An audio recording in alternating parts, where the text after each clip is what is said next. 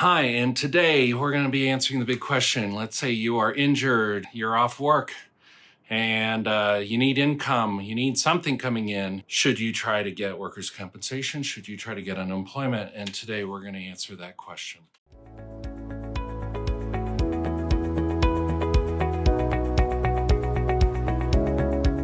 Hi, good day. My name is Kaplan Morrell. I'm an attorney working in Colorado, helping people with on-the-job injuries since 1995. It has been what I've been doing almost exclusively. And if this video is helpful to you, would you please like, subscribe, share, comment down below if you've got questions. I try very hard to answer all the questions and comments that folks post on there. And we've been, again, I'm with Kaplan Morrell. We've been helping injured and disabled workers since 1995, and we'd love to help you. And with that, let's get into it. So today we're going to talk about what happens if you're injured on the job, you are off work, you need money coming in to support your family, to be able to put food on the table and a roof over your head. Should you try to get wage loss through unemployment? Should you try to get it through workers' compensation? It's a very common question. And today we're going to talk about that. We're going to talk about what your rights to wage loss under workers' comp are, what they are in unemployment. And stick with me until the end, because I'm going to be talking about the one thing that you need to say if you are applying for unemployment and you are being told by someone on the phone, sorry, you can't apply. There is one thing that you need to say whenever you're told that. All right, so let's dive into it. After medical care, the number one benefit, the number one concern injured workers have is lost wages. And so there's often a question of, can I apply for unemployment? Should I apply for unemployment? Or am I supposed to get workers' compensation? Now, I will say in general, if you are off work due to a work injury, you have restrictions, in general, an injured worker is going to receive more from workers' compensation per week than through unemployment. Unemployment tends to pay a little less than workers' compensation. The other big difference is unemployment in certain circumstances can be taxable. Workers' compensation benefits are not taxable. So when making that decision, there's a few things that come into mind that you need to know. Workers' compensation pays for lost wages if you are off work due to the injury. And there are two big time frames. There's the time before the doctors have discharged you. We call that maximum medical improvement. And there's a time frame after the doctors have discharged you. That's called after, MMI. Before MMI, if you are off work and you have restrictions and you can't do your job because of those restrictions, then in general, you are going to get what's called temporary disability benefits. It's 2/3 of your average wage prior to the injury. And if you are at work but earning a lot less, you'd get what's called temporary partial disability. And again, same thing, 2/3 of the lost wages, okay? However, if you are not yet at MMI and you are off work, but you don't have restrictions, the doctor has said you can go back to doing regular duty, then at that point you can and should apply for unemployment. Now, when you apply for unemployment, they may ask you, are you getting workers' compensation?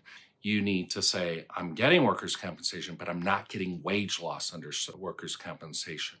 And if they say something like you can't apply because you're on workers' compensation, then you're going to need to tell them what I'm going to tell you at the end of this video, what to say whenever you're told you can't apply, okay? After MMI, if you've got restrictions, workers' compensation doesn't pay anything for wage loss. And so you should absolutely be applying for unemployment if it's after MMI, you're off work, regardless of whether you have restrictions or you don't have restrictions. Let's say you get injured, you have restrictions, you're off work, the doctor puts you at maximum medical improvement, removes the restrictions, now you're off work without restrictions, you should absolutely apply for unemployment. In fact, wage loss under workers' compensation after MMI is very, very difficult to get. It's called permanent total disability. You have to show that you are unable to earn any wages at any position in any place with any employer, et cetera, et cetera. That means if you can do a minimum wage job 2 hours a week, then you're not entitled to lost wages under work comp. Unemployment, all you have to do is show you're off work. and it isn't your fault. Okay, you weren't at fault for the loss of the job, and if you've lost a job because of the injury, that's typically not going to be considered the case. So, off work after MMI, with or without restrictions, definitely get and request unemployment. Before MMI, off work with restrictions, don't apply for unemployment, get instead workers' compensation, temporary disability.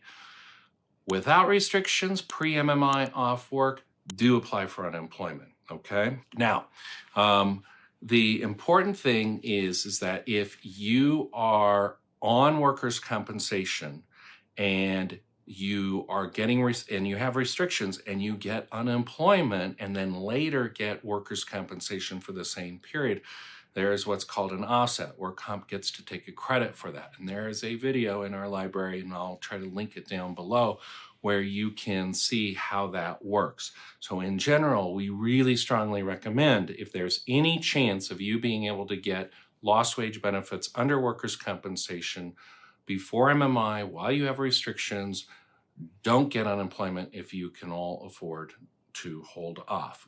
Instead, get the workers' compensation lost wages and save your unemployment for after MMI when you are off work because of that. Now, there's some important time frames that you need to understand in terms of unemployment. Number one is, if you're off work, for example, with restrictions, getting lost wages pre-MMI, and then maximum medical improvement comes, and then you are shut off from temporary disability, you need to apply for unemployment within, I think, 30 days of getting the final admission of liability. So if you get the final admission of liability, you're off work, you have to apply for unemployment.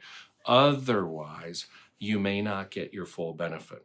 And I'll explain what that means. Typically, when you apply for unemployment benefits, the government looks back and says how much wages were reported to you in the previous quarters. And based on that, they're going to determine how much of a benefit you can get. Well, if you were injured, let's say June of 2020, you were off work until June of 2021, you're placed at maximum medical improvement, and you apply for unemployment at that time, and the government, state of Colorado, looks back and says, okay, how much wages were reported to you in the last 5 quarters? They're going to see nothing for the quarters from June 2020 to June 2021, and then they're going to say, well, you get very little benefit. Now, the nice thing is that if you are off work with restrictions, getting workers' compensation, and you then apply for unemployment after MMI within 30 days of the final admission, that period where you were off work doesn't count, and they in fact go back and they look back at the quarters from when you left work due to your injury, and you get the full benefit of the quarters you worked, and you get your unemployment benefits based upon your wages pre-injury. If you wait 30 days after the final admission of liability and you don't apply for unemployment, then you won't get that benefit. You won't get that look back period extended back to when you left work because of the injury. Second important deadline that you need to know, unfortunately, that whole thing about the look back period I told you about doesn't apply if you have been off work for 3 years or more due to the work injury. So if you're on what's called temporary disability benefits for 3 years, and then you're placed at maximum medical improvement, and then you get the final admission and you apply, they're not going to waive that period of time you were off work when they look for the look back period. They're going to look at your wages, which was nothing, from the date you applied. So again, 2 big important dates to really remember in terms of unemployment. Number one, you've got to apply 30 days after the final admission for unemployment. Number two is once you've been off work with work comp, getting TTD, temporary disability, for 3 years, that little shift in the look back period is not going to apply to you. My number one complaint about unemployment, and this was before COVID, was I would have clients try to apply for unemployment and they would be asked, well, are you getting workers' compensation? And they would be like, or have you gotten workers' compensation? And they would say, yes, I am. I'm getting medical care. I did get it in the past. Or maybe I'm getting payments now, but it's not wage loss. It's to compensate me for my permanent impairment. And that's not considered wage loss. And unemployment would all of a sudden screech on the brakes. They wouldn't know what to do with it. And I've even had clients tell me that they're talking with unemployment, and some clerk says, well, you're not entitled to it, you can't apply. And then my client will say, oh, okay, and hang up. Wrong. Don't do that. You cannot allow some faceless, nameless bureaucrat at a government office tell you verbally you can't apply, okay? Because here's why. I can't appeal that. You can't appeal that. If they're wrong, we can't appeal that. We can't go to a court and say, my client says, so-and-so says, we don't even know who the so-and-so was, says, etc. So if you are ever told at unemployment, you can't apply because you're on work comp, or you can't apply because of whatever, here's what you say. You say, I need your name, please, and I need your number. And I appreciate your legal advice, which they're not supposed to give, by the way.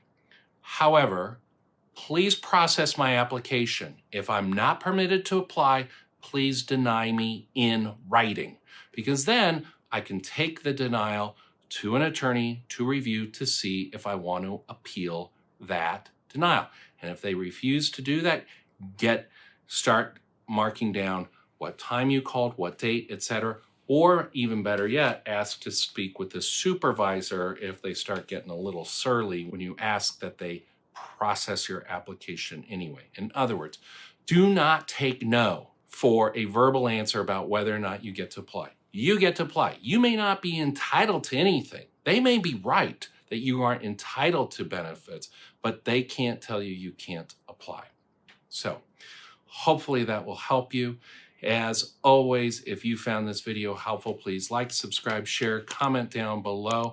If you or someone you know has been injured on the job, please let them know that there is a law firm in Colorado that helps injured workers. This is all that we do. We've got 4 rock star attorneys who handle and help workers' compensation claims on a contingency fee basis. We, of course, offer free consultations. They're confidential. And we would be happy to talk with you. If you or anyone you know or love is injured on the job, let them know there's a law firm helping them. Have them call Kaplan Morrell, 970-356-9898, 970-356-9898. You can also text us at that number, 970-356-9898. We would love to talk with you. And with that, thank you ever so much for spending part of your day with me. Thanks.